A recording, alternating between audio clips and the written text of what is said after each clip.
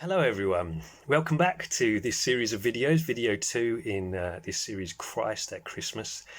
On Tuesday we just looked at the introduction and I said in that we would just finish verse 1 of the whole book of Matthew today. So why don't we just read that together. I'm using the ESV version and it says this, Matthew chapter 1 verse 1.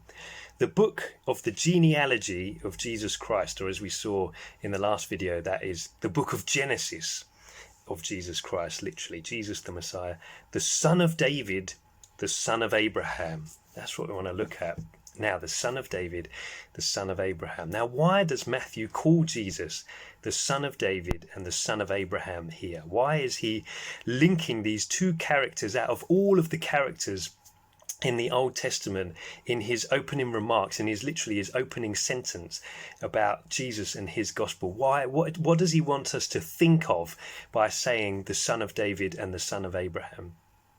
Well, these were obviously two towering patriarchs in the story and the nation of Israel. Towering not because of them themselves, they were whilst great men, also very flawed human beings, flawed men, and made lots of mistakes themselves.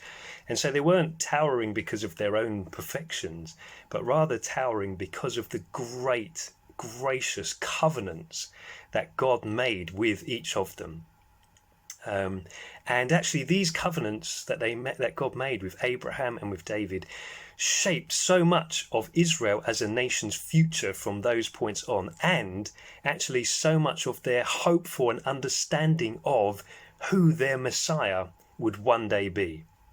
So I want to take a look at those covenants over the next few minutes and hopefully see some of what Matthew is getting at, some of what Matthew wants his readers and hearers to bring into his story in his opening few chapters. And in fact, this Christmas story that we're looking at, he wants us to bear all this stuff in mind and bring this into this story as we read through it. So let's get cracking. God creates everything in the very beginning, and he creates mankind. In Genesis 1:28, he gives them this incredible commission to go and have dominion over the fish of the sea and the birds of the air, and to basically take the presence of God that exists with them in the Garden of Eden to the rest of the world. So God wants to co-rule and reign with mankind over the world and to take his presence to fill the whole world.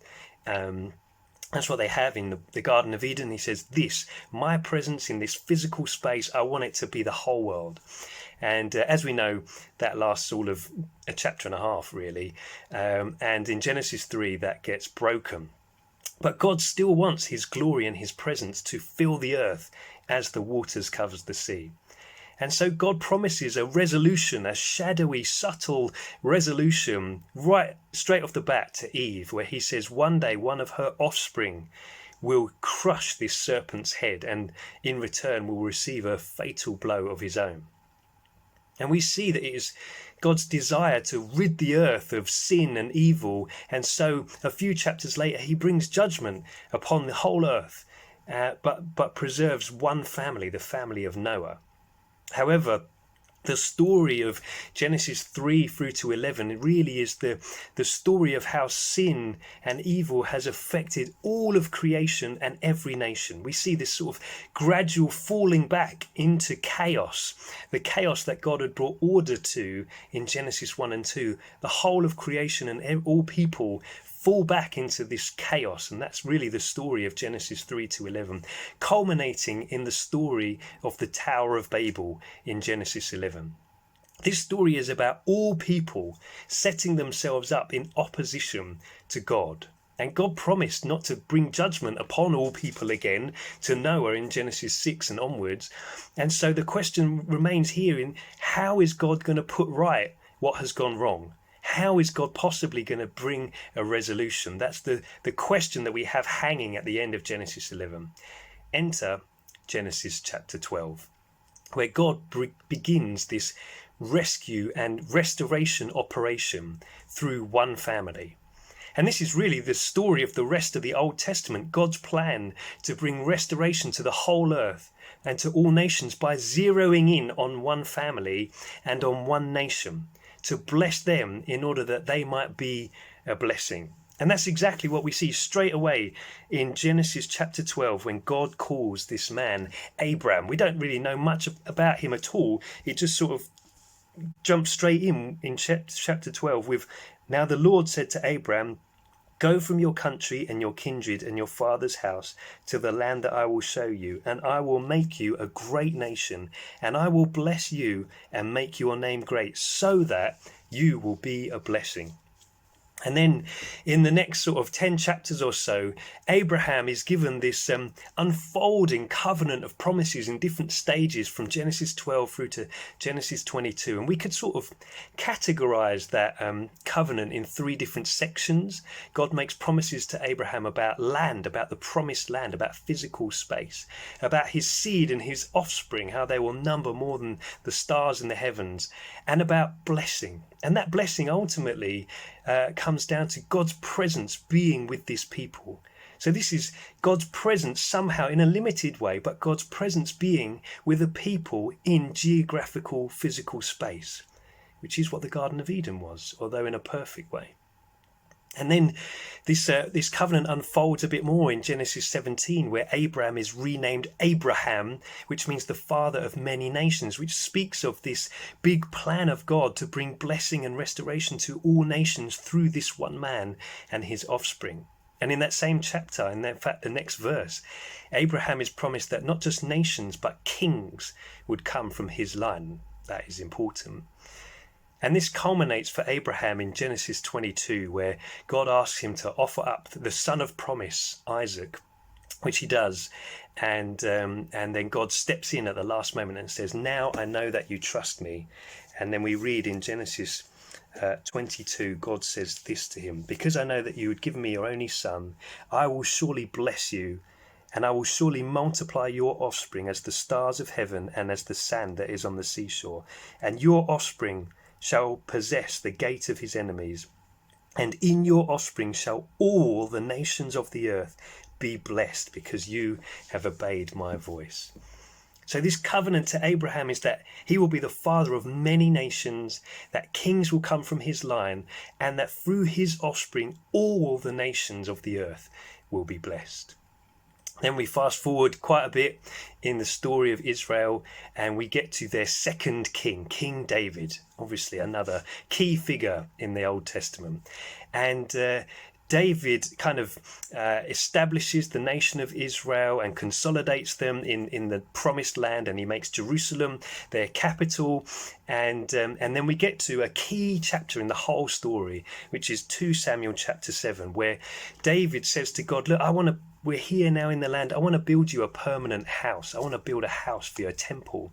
And God turns around in what I think is one of the most gracious interactions in the whole Bible and says, "No, I don't want you to build me a house. I'm going to build you a house." We read in 2 Samuel 7, he says this, God says to David, "I will appoint a place for my people Israel, and I will plant them so that they may dwell in their own place and be disturbed no more. And violent men shall afflict them no more as formerly, from the time that I appointed judges over my people Israel. And I will give you rest from all your enemies. Moreover, the Lord declares to you that the Lord will make you a house. When your days are fulfilled and you lie down with your fathers, I will raise up your offspring after you, who shall come from your body, and I will establish his kingdom. He shall build a house for my name, and I will establish the throne of his kingdom forever.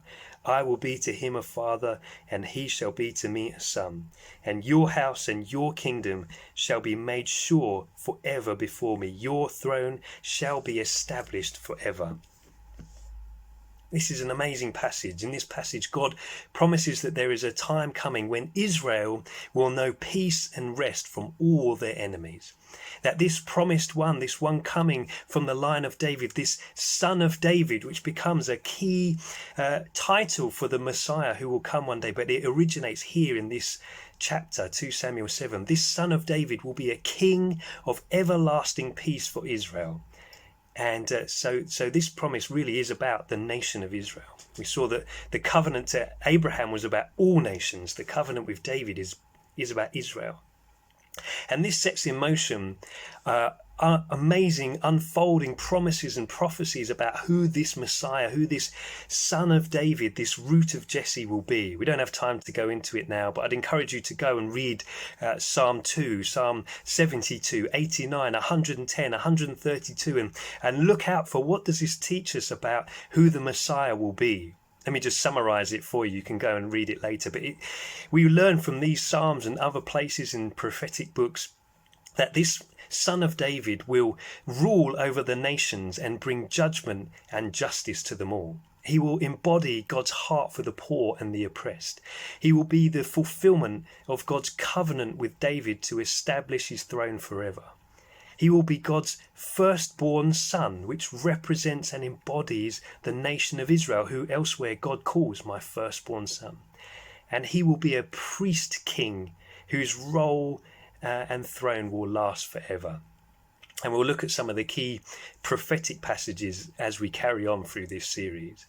And so this is who this son of David is meant to be. So then when we get to Matthew chapter 1 verse 1, with these two names as Matthew opens his gospel with Jesus the Messiah, the son of David, the son of Abraham, Matthew wants his readers and hearers to import all of this Old Testament background, all of these great promises and covenants that God made with Abraham and with David about who their offspring would be, this Messiah, this one to come.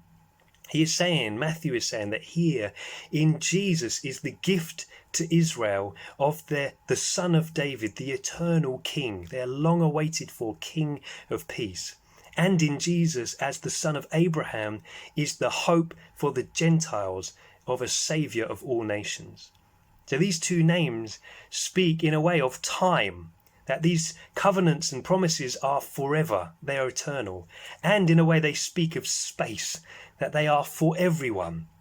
So even in this first few names, Matthew is trying to show the eternal and global promises of God which this Messiah carries. Jesus, as the son of David, is the long awaited for King of Israel, and as the son of Abraham is the hope for the Gentiles. So in Matthew's opening verse of his gospel, he is saying a new beginning is here. A new creation moment has begun. The long awaited for Messiah has arrived, and with him he brings a hope for all people everywhere, and that hope of peace and justice lasts forever and ever. Now that is quite a lot to fit into a small verse. That is quite an introduction. But I think we'll see that actually how Jesus is the son of David and the son of Abraham is kind of the framework that Matthew wants us to use in understanding the opening two chapters of his gospel, to begin to point at how Jesus is the fulfillment of these great covenants given to these two patriarchs of the nation of Israel. And the rest of Matthew's opening two chapters almost unpacks for us how Jesus is the son of David. And we begin to see what it means that he is the son of Abraham.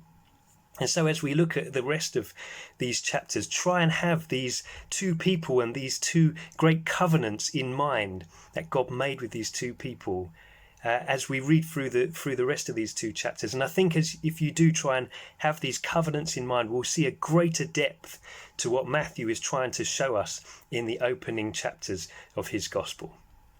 Okay, that's it for today's video. In the next video, we will look at the next section, which I'm sure most of us are probably guilty of skipping over from time to time, which is the genealogy, a list of names, the son of this person, the son of that person.